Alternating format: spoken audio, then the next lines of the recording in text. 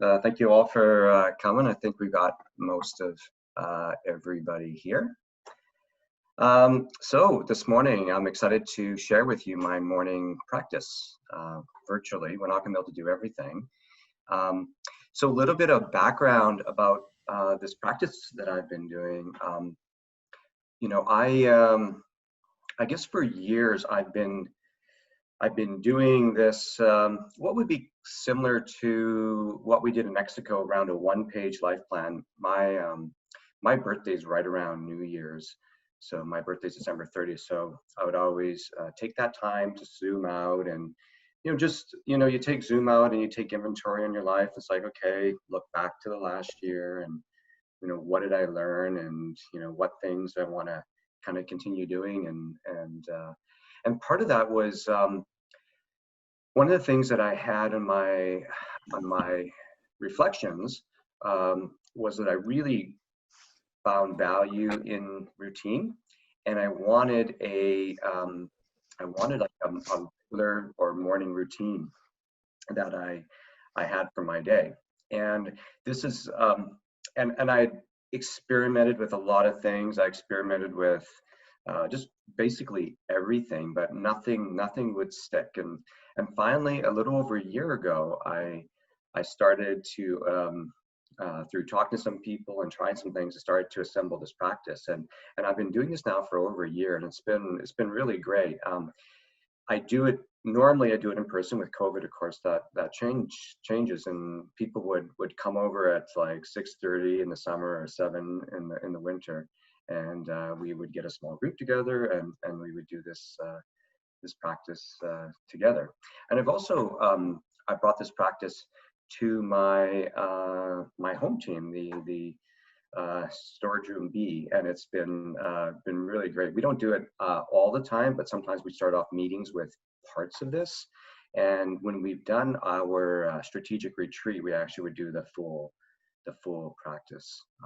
So we're going to get pieces of it.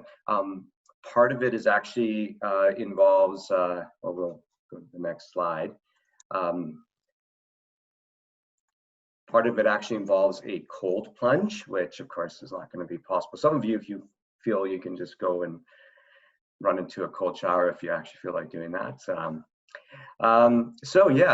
the first part of the practice is the Wim Hof Breathing Method. And I've done this before. I did it in our retreat in Hawaii, and I know I had quite a few people on the beach joining in, and we had a taste of it in Mexico. But I first met Wim Hof, I guess 4 years ago now, and was introduced to this technique. And I've tried all kinds of things. I'm just a curious guy, and but I really found this technique really worked in helping me get well, we'll go to some of the benefits here in a minute. And I've been incorporating this regularly. He's also, he's, one thing about Wim is he's kind of crazy. I actually brought him here for an event, and so I got to interact with him personally. So he's definitely a bit of a crazy guy. But this idea of mind over matter, how powerful our thoughts are, he's certainly figured something out. And, in that journey, he's claimed like 26 world records for various kinds of kind of feats. So it's been, so he's really shown, and he's that the mind is really powerful. One of the things that he did was he would get injected with certain, viruses, for example. You can read about a lot of this online, and through his immune function, he's able to sort of fight off and getting any reaction from these things. So we certainly figured something out. So some of the benefits certainly are stress reduction. It does have an improved immune response, and actually with relation to COVID, there's some interesting research around that right now. Better sleep, enhanced creativity, but also I think it's a great way to start a meeting. So we're going to walk through this, and then we're going to go into a guided sessions where we're going to have a video. So yeah, get comfortable sitting down. If some of you want, if you've got something comfortable nearby, you certainly can lie down. Some people prefer that, but sitting is certainly work. And then when you're sitting, it's good to keep a straight back. And then we're going to be doing 30 breaths. And you can inhale how you want, but you want to just basically fill those lungs fully. That's the most important thing. And just try to stay relaxed, and then exhale, and just sort of let it go. And you exhale through the mouth. And this is a guided session, so you'll have the last exhale, and then you want to exhale all the air out of your lungs, and then hold. And then after, we'll be doing 3 rounds. And so the first one's not going to be very long, so you should be able to hold a minute. The next one goes to 1.5 minutes. So if you do feel the urge to breathe, you can certainly take a deep breath in. And then the important thing is, when you take a deep breath in, is to hold it for about 15 seconds. So, and then we're going to do another round. So, and so after the Wim Hof breathing, we're then going to go into, we normally do a short guided meditation, and I play around with some different guided meditations, including silence as well. The meditation that we're going to do is from Sam Harris, who's a kind of a philosopher, neuroscience scientist, and so directly after that, if you want, just stay sitting, and you can close your eyes. And so we're actually just going to listen to a talk about the value of practice. It's just a short talk, and then we're going to move on to the next part. So if you don't have your video, or sorry, your audio muted, please mute right now. And yeah, get comfortable, and we're going to begin.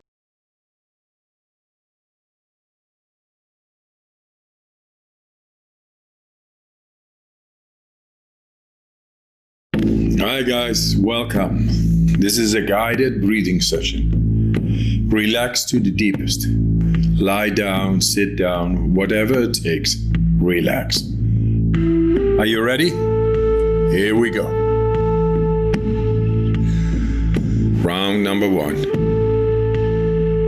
Breathe in, breathe out, breathe in, breathe out. Just go with the flow of the breath. In, out, in, out, in, out, in, out, into the belly, into the chest, and let go. Like a wave. Make it circular. Fully in and letting go. Just keep on going. No pause between inhalation and exhalation.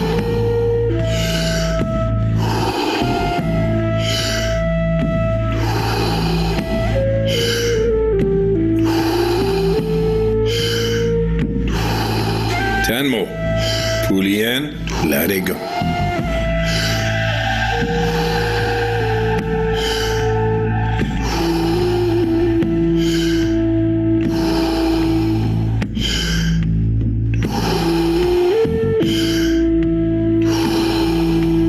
More.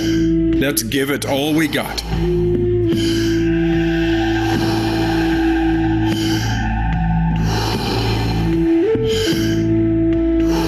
Last one. Fully in and let go. All right. 1 minute breath hold from now on. Be in this moment. Let the body do what the body is capable of doing. Be aware of your heartbeat. Slow it down and just be in this moment. Let that relaxation spread down to your toes, into your fingertips, to the base of your neck and head. You are almost there. Do you want to prolong your breath hold? Pause the video now and continue when you feel the urge to breathe. Okay, recovery breath in. 5, 4, 3, 2, 1. Take a deep breath in and hold for 15 seconds.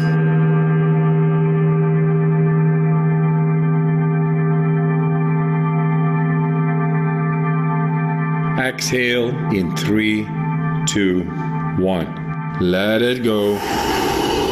Round number 2. Back into that rhythm. Breathe in, breathe out. Breathe in, breathe out.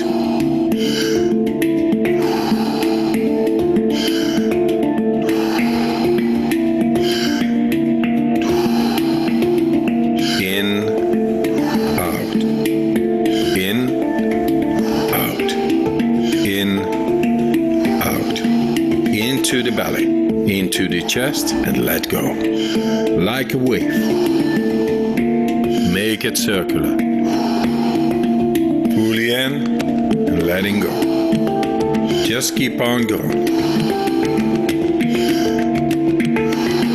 No pause between inhalation and exhalation. In with peace, out with stress.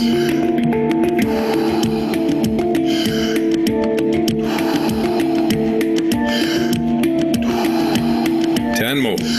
Fully in, let it go. Nice, deep, circular breaths.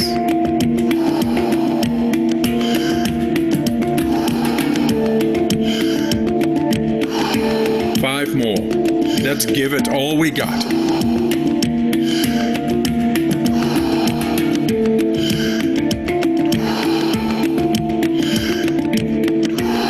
Last one. Fully in. And on the exhale, stop. 1.5 minute breath hold from now on.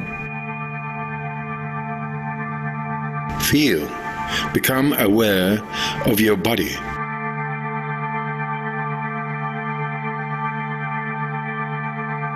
If your hands and feet are tingling, or you feel your body temperature is changing, that's okay.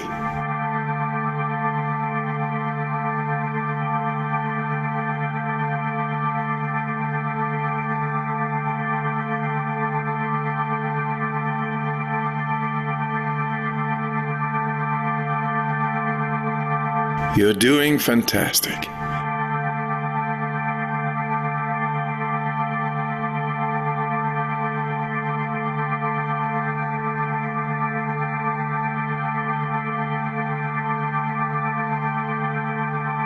If you need to breathe before I give the cue, that's okay.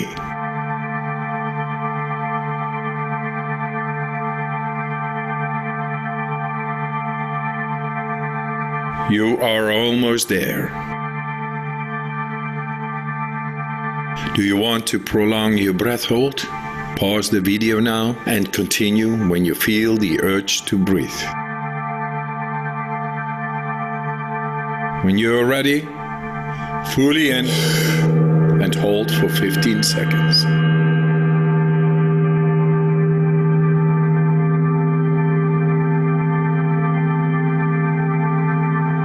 Exhale in 3, 2, 1. Let it go. Round number 3. Back into that rhythm. Breathe in, breathe out. Breathe in, breathe out.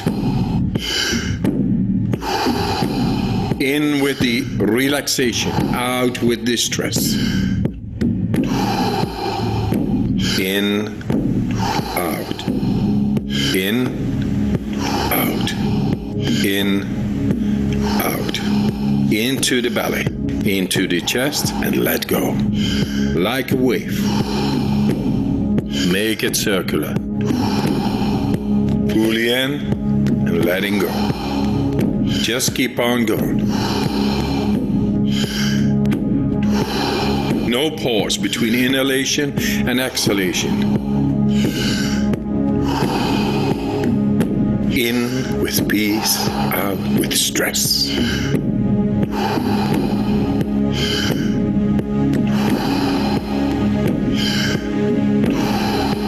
10 more. Fully in, let it go. Nice, deep, circular breaths.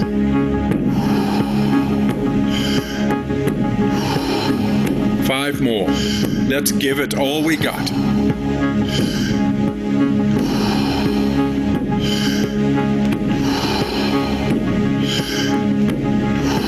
Last one. Fully in. And on the exhale, stop. 1.5 minutes breath hold from now on.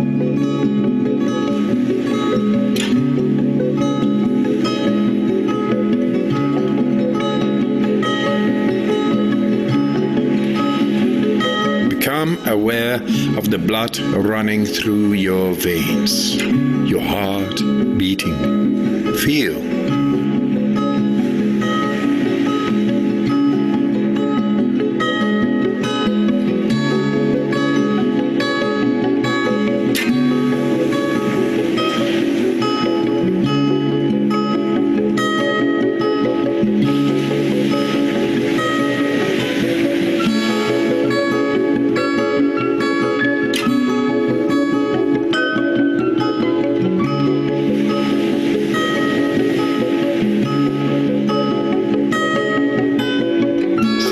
Seconds left.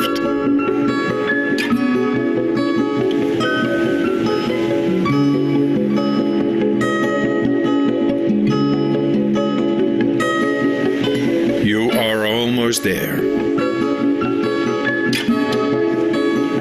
Do you want to prolong your breath hold? Pause the video now and continue when you feel the urge to breathe. All right. Breathe in and hold for 15 seconds.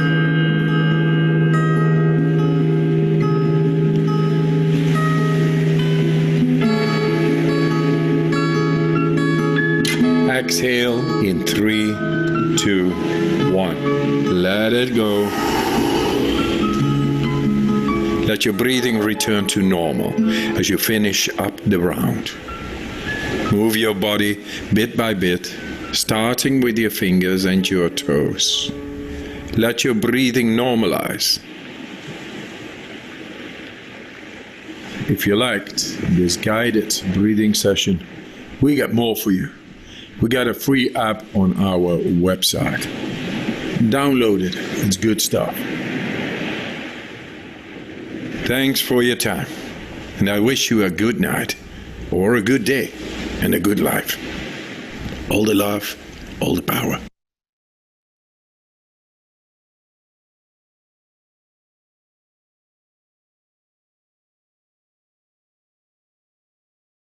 In his Apology, Plato attributes the following now famous words to Socrates: "The unexamined life is not worth living." Now, whether or not that's strictly true, the unexamined life is certainly needlessly painful, both for oneself and for others. And painful or not, the unexamined life is certainly less interesting. We really spend our lives learning how to live. And this isn't necessarily as absurd or as tragic as it sounds. Most of us find a pattern of living that makes approximate sense, and we tinker with it for decades. If you're lucky, you'll discover that you can live more or less the way you want. But even if you're lucky, you'll find that it's possible to want the wrong things, to be lured into squandering your time and attention, to be bewitched in a way by things that don't really matter. Even if you're lucky, happiness can be surprisingly elusive. So why meditate? The basic logic is quite simple. The quality of your mind determines the quality of your life. Happiness and suffering, no matter how extreme, are mental events. The mind depends upon the body, of course, and the body upon the world, but everything good or bad that happens in your life must appear in consciousness to matter. Now, this fact offers ample opportunity to make the best of bad situations, because changing how you respond to the world is often as good as changing the world. Of course, you can try to change the world, You can try to get everyone around you to behave exactly as you want. You can try to never get sick or injured. You can try to keep your favorite possessions from getting damaged or lost. But try as hard as you might, the sources of stress and disappointment and embarrassment and self-doubt will always be there. Happily, there's another game to play, and not everyone knows about it. Rather than trying to change the world in each moment, there is another move open to you. You can look more closely at what you're doing with your own mind and actually cease to respond to life in ways that produce needless suffering for yourself and those around you. When we're lost in thought, there are certain things we tend not to notice about the nature of our minds. For instance, every thought or feeling you've ever had, good or bad, has arisen and then passed away. The anger you felt yesterday or a year ago isn't here anymore, and if it arises in the next moment, based on your thinking about the past, it will once again pass away when you are no longer thinking about it. This is a profoundly important truth about the mind, and it can be absolutely liberating to understand it deeply. If you do understand it deeply, that is, if you're able to pay clear attention to the arising of an emotion like anger, rather than merely think about why you have every right to be angry, it actually becomes impossible to stay angry for more than a few moments at a time. If you think you can stay angry for a day, or even an hour, without continually manufacturing this emotion by thinking without knowing that you're thinking, you are mistaken. This is an objective claim about the mechanics of your own subjectivity, and I invite you to test it. And meditation is the tool you would use to test it. And while I can't promise that meditation will keep you from ever becoming angry again, you can learn not to stay angry, or fearful, or embarrassed, etc., for very long. And when talking about the consequences of negative emotions in the real world and in your life, the difference between moments and hours, or days and weeks, is impossible to exaggerate. Now, this is not to say that external circumstances don't matter, but it is your mind, rather than the circumstances themselves, that determines the quality of your life. Some people are content in the midst of real deprivation and danger, while others are miserable despite having all the luck in the world. And there are practices that allow us to break this habit of being lost in thought, and to simply become aware of our experience in the present moment. And the main one that I'm teaching in this course is a technique known as Vipassana, which is generally translated as insight meditation. And this comes from the oldest tradition of Buddhism, known as the Theravada. The quality of mind cultivated in Vipassana practice is almost always referred to as mindfulness. There's nothing spooky about mindfulness. It's simply a state of clear, non-judgmental, and undistracted attention to the contents of consciousness, whether pleasant or unpleasant. This practice has been shown to produce long-lasting changes in attention, emotion, cognition, and pain perception, and these correlate with both structural and functional changes in the brain. Mindfulness is now very much in vogue, of course, but it seems to me that there are still many misconceptions about it. It's often taught and marketed as though it were merely an improved version of an executive stress ball, where it is really more like the Large Hadron Collider. That is, it's a method for making profound discoveries, in this case about the nature of our own minds. And there's nothing passive about mindfulness. You could even say that it expresses a certain kind of passion, a passion for discerning what is subjectively real in each moment. Being mindful is not a matter of thinking more clearly about experience. It is the act of experiencing more clearly, including the arising of thoughts themselves. One of the great strengths of this technique of meditation, from a secular point of view, is that it doesn't require us to adopt any cultural affectations or unjustified beliefs. It simply demands that we pay close attention to the flow of our experience in each moment. So as you progress through this course, notice that what you're being asked to do, more and more, is to simply recognize what is already arising in consciousness in each moment, without modifying it, without grasping at what's pleasant or pushing what's unpleasant away. In some basic sense, meditation is the act of doing less than you normally do. It's the act of being less distracted in the midst of everything that is already happening on its own. And once one is less distracted, one finally has a tool with which to notice truths about one's mind that otherwise would never be discovered directly.